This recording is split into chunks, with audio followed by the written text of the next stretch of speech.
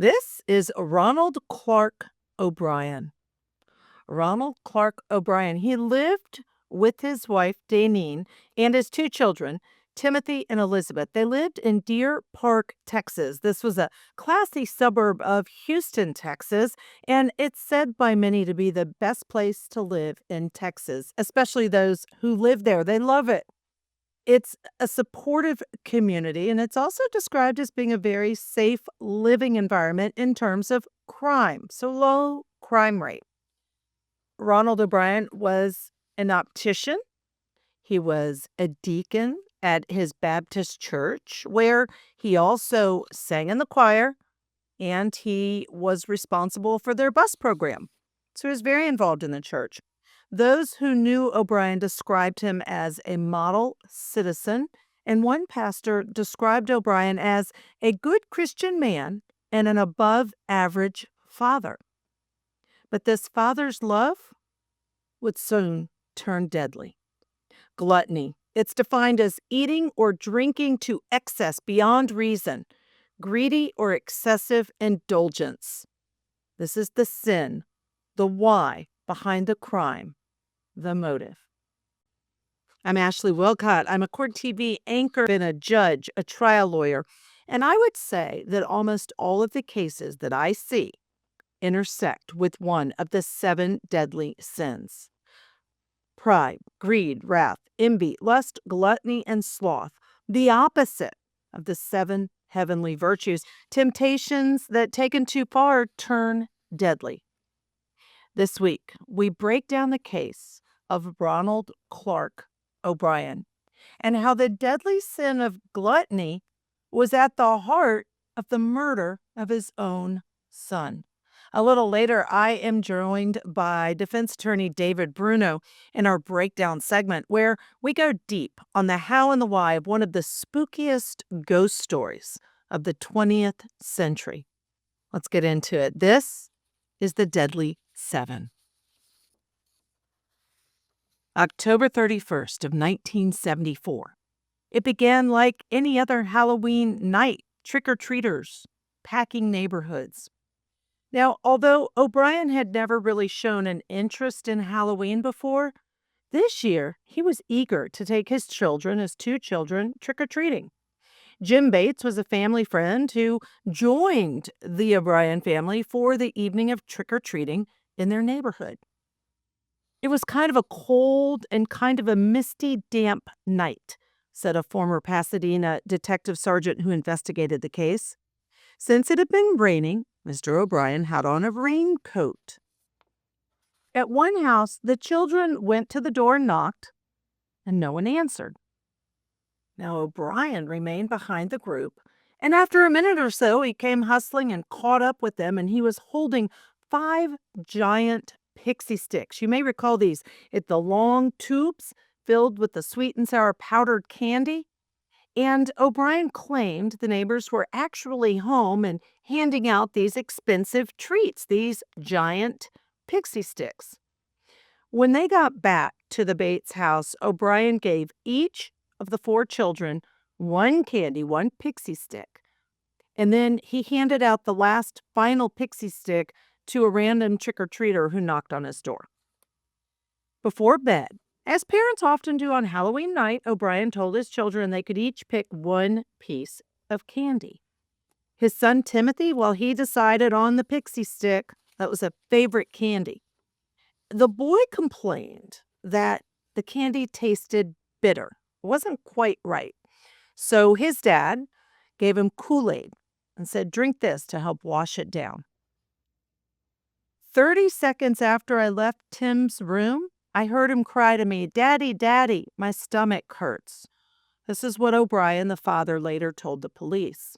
He further said he was in the bathroom convulsing, vomiting, and gasping when Tim, the child, suddenly went limp.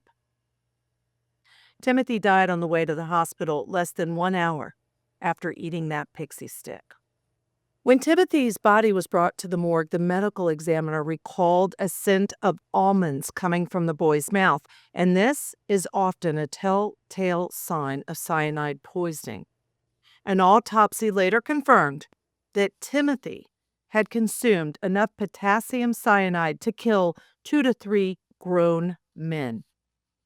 Police were able to retrieve 4 of the other Pixy Stix, luckily all of which had been uneaten, and determined that someone had replaced the top 2 inches of each of the Pixy Stix with cyanide.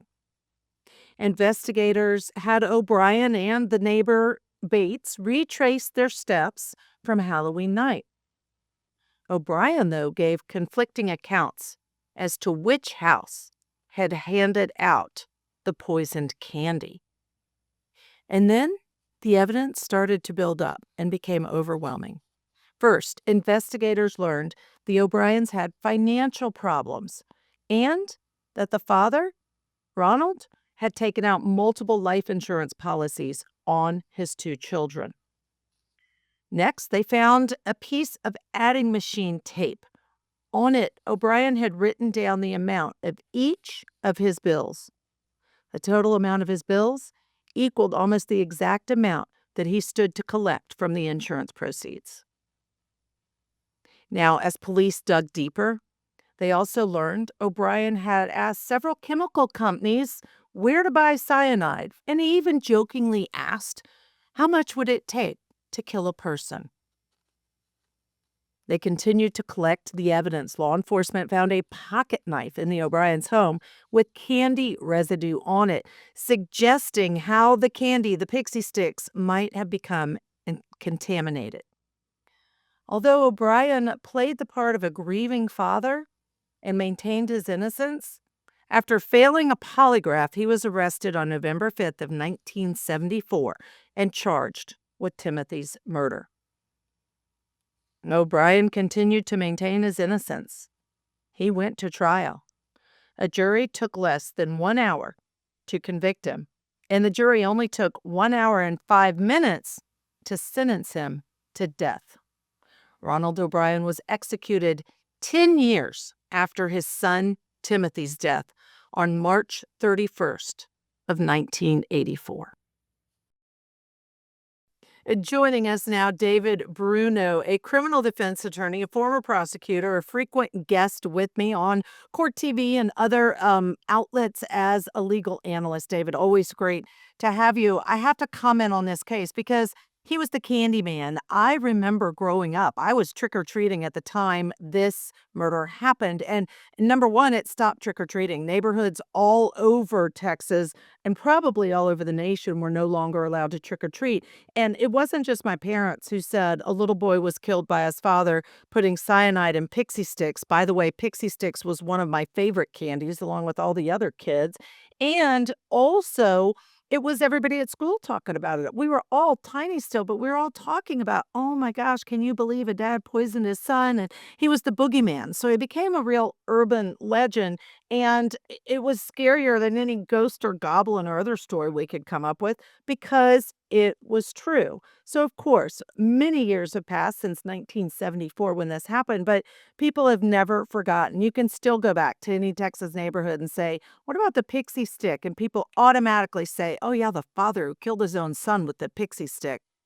And I know, David, that greed is a motive in this case because he wanted the life insurance policies to pay off his debt. But I didn't pick greed. I picked gluttony because for this reason. Think about Halloween, gluttony, kids trick-or-treating, getting lots of candy, making themselves sick on candy, going to as many doors as they can before it's too dark to go trick-or-treating. So at the heart of this case, I felt like really it's gluttony that started the process, and he chose a night when gluttony prevails. So let me stop there, and first let me just get your initial thoughts about this particular murder. Well, also gluttony, let's not forget. I mean, one of the primary motives was because he had the debt. And it makes you wonder, how did someone like that get the debt? What was the money spent on? Was it exceeding the means that he had? I do understand that he didn't make a lot when I read about the facts. So I think you could also expand the gluttony position on the debt that he actually incurred. But with that being said, Judge, I was unfamiliar with the case in my preparation for this podcast. And I started to read it and my stomach started to turn immediately just on the reaction that the child had from the Pixy Stix. Because I have a daughter with allergies. I've seen my daughter in anaphylactic shock as a baby when we introduced eggs to her for the first time, when she started to vomit, and we had to bring her in an ambulance to our local hospital, only to find out that she was allergic to eggs, peanuts, tree nuts. So that has changed her life. I mean, she's 9 right now, and she's starting to understand and learn what the ingredients are in particular things. But that's my biggest nightmare. My biggest nightmare is going to a restaurant. And for those that don't have allergies or kids with allergies, I never was able to relate to this threat. I never had allergies, nor did any of my siblings or family members. This was the first time I've ever had to really go into this and learn about the anaphylactic shock. So what is the worry? The worry is we go to a restaurant and, what's in the oil? How do you cross-contaminate? Is there eggs or any peanuts and things like that? And that's the danger. The danger to people with these types of allergies is this response.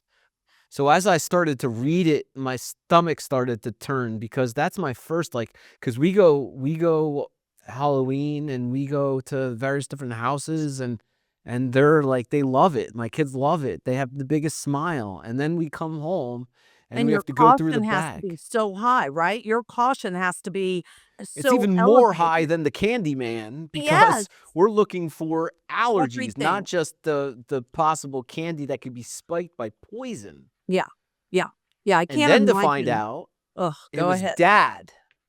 Like, right? He gave the sermon, or he was at the services talking about the grief and how this affected, and we've seen this, Judge, on many different cases that we cover on the courts, is that the initial out front sort of statements by a defendant and a family member who's deceased is one of grief, only to really know that they're the ones that actually killed, and then add the fact that it's the child. How do you help us understand so many things that I want to talk to you about? Because you're right, the pretending, and he did it, and it's documented that he did pretend grief, and I can't believe this happened to my son, and let me call an ambulance because he's sick, and all of a sudden he's convulsing and acting like a concerned, loving parent, like you and I both are and would be. And then only to find out he himself did it. The jury convicted him in a very short amount of time. Why do you think criminals act like, well, I didn't I is it simply because they don't want to get caught, or do you think there's some underlying pathology in addition to that? Look, I mean, we talk a lot about the Fifth Amendment right to remain silent. And it's a constitutional right that the guilty and the innocent both enjoy. The precedent says it's for both. It's for the innocent as well, so that they can't be misunderstood, or the even a minimal lie could lead to a conviction because the credibility goes down the tubes, right?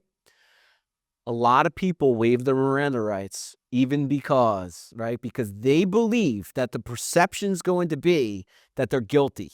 If they invoke, if they don't talk, they need to come forward. They need to give an explanation. They need to waive their Miranda rights. And I believe with this case and similar others, right? Susan Smith, I think, was the other one, Yes. right? Yes. She Yes. was another one that got in front of the cameras and Yes. was spewing grief, and Who all killed her kids ki- also. Go ahead. Yeah. exactly, another murder of children. But that they believe, I think that the public needs it, that as a grieving parent it's expected, and they start to spew the lies and the venom and the evil, only to come find out that the forensics, and I applaud the police, because this was a long time ago. We are decades later, and we are so fortunate to have the resources that we have nowadays with technology and DNA and forensics, fingerprints, all of the different things that we talk about on the network, Judge. They didn't have a lot of those types of things back then. So it was good police work that they were able to get into the house and find the scissors or the X-Acto knife that was With the used to candy on cut. it. Yeah. Yeah. So Forensics put it was great police work. great police work, and not to interrupt you, but you said a few things I want to pick up on. First of all, the evidence was overwhelming in this case because of the police work.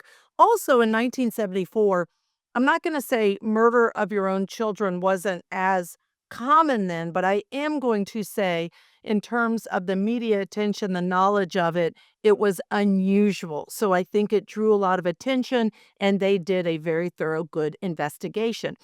But how do you do it? Constitutional rights. I will tell anyone, I don't have the Constitution to be a criminal defense attorney. I've never done it. But I will say I value, and it's why I appreciate you. I appreciate Bob Bianca, your law partner, because you all understand what I so believe in, which is you are not just defending a person, you're protecting all of our constitutional rights. Because if a criminal's constitutional rights aren't protected, guess what? Neither are ours. It's a slippery slope, and we don't want that to happen. But you're actually the one in the seat, in the trenches, representing people like this who can be accused of murdering their own child by giving them poisoned Halloween candy, one of the worst ways a child can die. How do you represent a criminal defendant knowing that maybe the things they're accused of they actually did? Oh, good question, Judge. I mean, look, there's a saying in the law, family matters and divorce actions. There are good people acting badly in those types of litigations. And in in criminal, it's bad people acting good. When they come to us, we see them for more than just the allegations. We see the consequences that the indictments or the charges have on their lives. We see family members that are supportive. There could be mitigating information about why somebody committed a crime, all the different things, right? So first things first, there's really two ways to defend the client, and we do both very well. Number one, as a prosecutor, you get a file, and I was one, so I could tell you that you come into the office and the files are stacked on the desk. And those files come in like the mail. They just are regular, keep on coming in, they keep on coming in, and right. And when they open up the file and they look at the information, police reports, their laboratory reports, statements, forensics, they may see a criminal history, but that's it. Prosecutors don't know who the defendant is, really. So what we have to do is we have to educate them as to who the defendants are, the family they've come from, the education that they have, maybe hardships, rehabilitation efforts. So we dive deep into our clients to the point where I actually created a system for this. I'm big into process and systems, and I've learned a lot through COVID to improve services for impact and helping more people, and we've expanded our law firm. But literally, we have a process where we have a questionnaire, 100 questions we ask our clients. Who you are. We want to know. We want to learn. We want to, because ultimately, we're going to package this up in what we call a mitigation package for the prosecutor.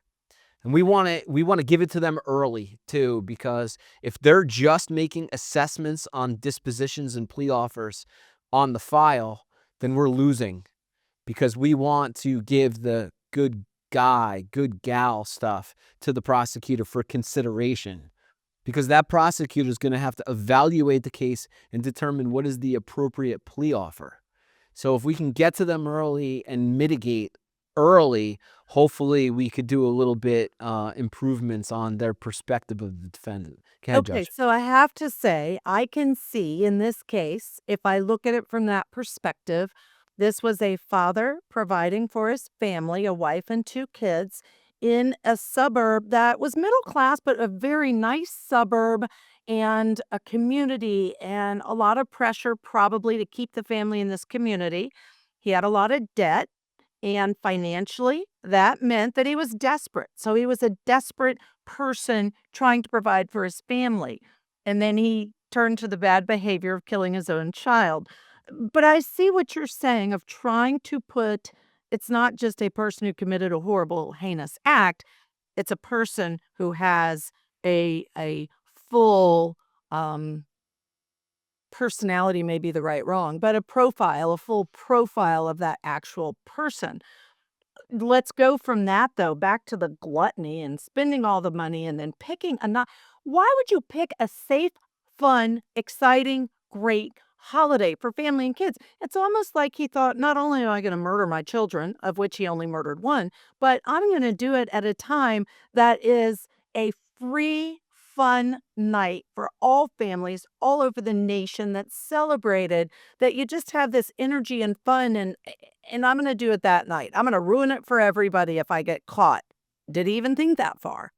Well, look, I mean, he did have that background too. As I read, he was an obstetrician, he was a deacon at the Baptist church, he was serving in the choir, like all these things. It's like, where does somebody go wrong? So I think the deep dive is where, and the debt, $100,000 debt. And by the way, I think a lot of people are carrying $100,000 debt nowadays with the credit cards and all the loans and things like that. Is no reason. How about this, Judge? How about declaring bankruptcy before you kill your kids?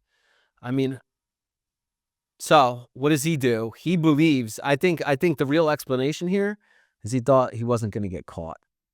I think he thought he found the perfect crime, in a sense that who's going to ever suspect a parent? The dangers out there with kids going to different homes. How are they going to ever identify the home is where we got it. Like, there's a lot of uncertainty and variables there that I believe this man thought he was going to get away with it. You're right, but already the very first thing he did, he couldn't remember which house he had said had given them the Pixy Stix the very next day. Like, they go and he says, "Oh, this neighbor's the one who gave me the Then the next day, he can't even remember which house, so he tells two different stories to police. Criminals are not smart, David. No, It yeah. doesn't mean they're smart, right? I bet you Just see that because he time thought and he was time. gonna get away with it doesn't mean he's smart. In fact, the crime that he chose makes me believe he's not smart. Yeah. Yeah, you're right, and I know you see it time and time again. What about this piece? And you and I really haven't had a lot of discussions about this, but on a podcast, the benefit is I really can say anything, ask anything, and that is the fact he received the death penalty in about an hour. The same jury did recommend the death penalty. He was actually put to death for this murder 10 years after Timothy died. His son died. And the death penalty takes it to a whole different place. The attorneys are literally fighting for his life, lost in this case. How do you feel about all that as a defense attorney and knowing 10 years later he was put to death for this crime? My biggest concern with the death penalty is hoping that the jury got it right. That's first and foremost, right? About what the level of punishment should be for particular crimes. I mean, that's well beyond me. That is up to legislators and judges to determine whether things are constitutional, and there's a higher power up there, in my opinion, that ultimately will have the final say in all that. When we talk about death penalty, I just hope and pray that we didn't get something wrong. And in this particular one, it seems like they got it right. And so it really does depend on what that state law is, whether or not it's upheld on appeal. Did he have a right to a fair trial? Did it go right, at least procedurally? And then if that's the law is, and I will follow the law wherever it takes me. And I appreciate everything you said, and I agree. And I have to say, some people, as you well know, have argued against the death penalty, saying it's cruel and unusual because he sat on death row for 10 years. That if it were something that were imposed more quickly, it wouldn't be cruel and unusual. Now, I know that sounds like a strange argument, but lots of people have lots of different arguments to say the death penalty needs to be abolished, and that's just one. So I just take note, and I just thought 10 years. I'm sure he had appeals, et cetera, that were exhausted, but 10 years and he's figured out a way to live behind bars, and then he's put to death. Um, Something else I want to ask you about is in this case and looking at the details, the facts behind it. What kind of advice, if someone's charged with a crime, because you made a really good point, he denied it, he acted like the grief-stricken father. What's your advice to anyone? Maybe they even didn't commit a crime, David, but police think they committed a crime. What's your best advice to any individual facing that circumstance? Rule number one is remain silent. Is because we talked about it a little bit before, because there are people that waive their rights and maybe they have something else to hide and they're lying about something else. There's a lot of cases that we're following with this motive evidence, right? And motive, the financial crimes is the reason. The Ponzi scheme we just I was saw. just gonna say Natalie Cochran just convicted under 2 hours by a jury, and the motive was a Ponzi scheme, murdering her husband, and I think the Ponzi scheme really influenced that jury to make the decision. Go ahead. Without a doubt. Yeah. How, like, because the Ponzi scheme came in as motive evidence. And she was convicted of the Ponzi scheme as well. I looked at it a lot like Murdoch, although Murdoch completely different other case, but it brought in this other crime act to really damage the character of the defendant on allegations. I mean, there were legitimate arguments that she had about the health of the decedent and the pills, and the daughters came in and talked about the amount of pills and things he was taking and all these things. And I thought that it was really going to be a tough case for her because she's walking in as a criminal. And typically, juries do not know that fact about background. The propensity of a criminal, like, it's only really when a defendant testifies when they could be impeached with prior convictions. Or if they're convictions that have already been deemed admissible because it's the exact same, modus operandi, those exceptions. Right, Those are a right. That's the rarity, frankly. exception to the rule, Yes, though, Judge. yes. I mean, the general prohibition is we want juries to assess the cases based on the evidence charged. Right, It's right. only when, and there's a rule, in my state, it's 404. The federal rule is 404 as well, but it's 404 prior acts. When the prosecutor can tie a prior bad act or a crime into a relevant reason to bring it in, like Relevant and not motive, prejudicial. Too right? prejudicial can Well, there's a outweigh that relevant. balancing test that takes place there too. Yes, there's a balancing because it can't overwhelm, it can't be overwhelming. But guess what? That evidence comes in as prejudicial. Yeah. There's You're no right. other way. I mean, and for her, and we're talking about a different case now, but with that being said, that prior conviction really did damage her. And I really think we're talking about this morning on the mercy phase. That jury returned a sentence of life without parole as well. So to answer your question, to get back to the question asked, and I can go all day with you, Judge. Rule number one, remain silent. And then rule number two, close behind, is get the best lawyer that you can afford, because lawyering makes a difference. It is unfortunate in our criminal justice system that resources matter. And I'm not talking about just resources to pay for a top-notch criminal defense attorney, but also to find experts and get consultations. And literally, I mean, we at the Bianchi Law Group, we're a team of former prosecutors. We just recently had a case dismissed because we were able to get the cardiologist and the neurologist and the pulmonologist and the ophthalmologist, all of the ologists, because our client had resources. And I will say this, and I tell anybody who comes to me for advice, and I say, first, you need the best attorney, but you need, and I can usually give 2 to 3 names, you also need to find the attorney that you're comfortable with, that you trust, that is doing the things important to you, not just one who's really good at it, but also that you can put your trust in, because they have to trust your advice. They have to know that they believe what you're saying is the best advice you can give them.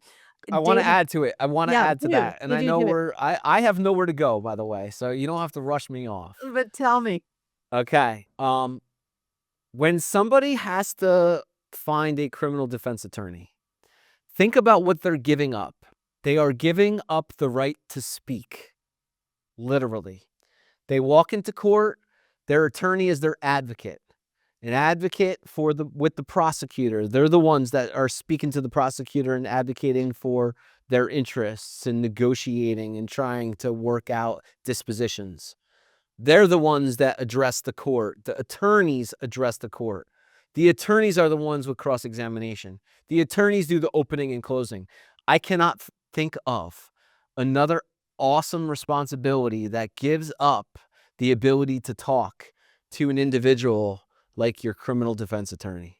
And So the point is, you got to trust. Go ahead. yeah, and I didn't mean to interrupt you, but I have to add to that. I remember a specific case that you may recall in which the family attorney issued a statement, and as a result of that, parents have been charged criminally. Gabby Petito case. You may recall this happened, and they have a civil suit against them because the family law attorney that was representing them made a statement that got them in hot water. And so you have to trust, you have to be cautious because you're right. You have to be quiet and you have to allow the attorney to do their job.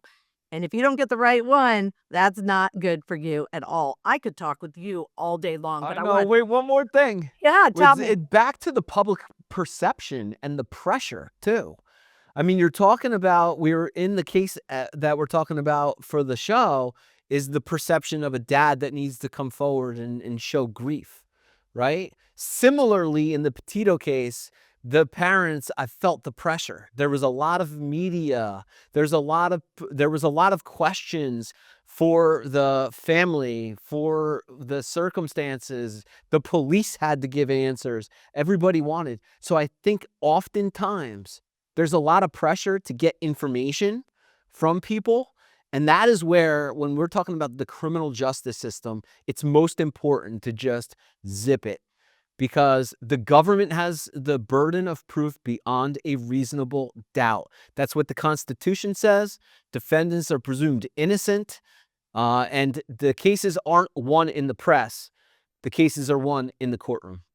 And I don't care what a person says. Time and time and time again, I saw it on the bench. I saw it in trial. I see it in court TV when we're covering these cases. Time and time again, no matter what a defendant says, it is used against them. It doesn't matter what the words are coming out of their mouth. It is used against them. All right, David Bruno. Wait, before we end, I know I said this a lot, but look, Yeah, go we're ahead. coming back because we got to do Yes. more about wellness. Yeah. We have to talk about habits and routines and all that. But I have a newsletter on LinkedIn called Law Life. This is a newsletter that I am writing. I'm about 26 to 27 articles in about attorney wellness, about wellness generally, habits and routines. And we are living in a universe right now with distractions coming at us at every single angle, on every single device and screen. So it is so important to be grounded on what's most important in our lives so that we do not become Ronald Clark O'Bryan. Amazing words to end with and words to live by. And you are right. Breathe, find ways to do it. You and I are going to circle back and do a whole nother one on that whole topic. You know how much I appreciate you and am so grateful you came on, David Bruno. Thank you so much. Right back at you, Judge. I appreciate you. Thank you.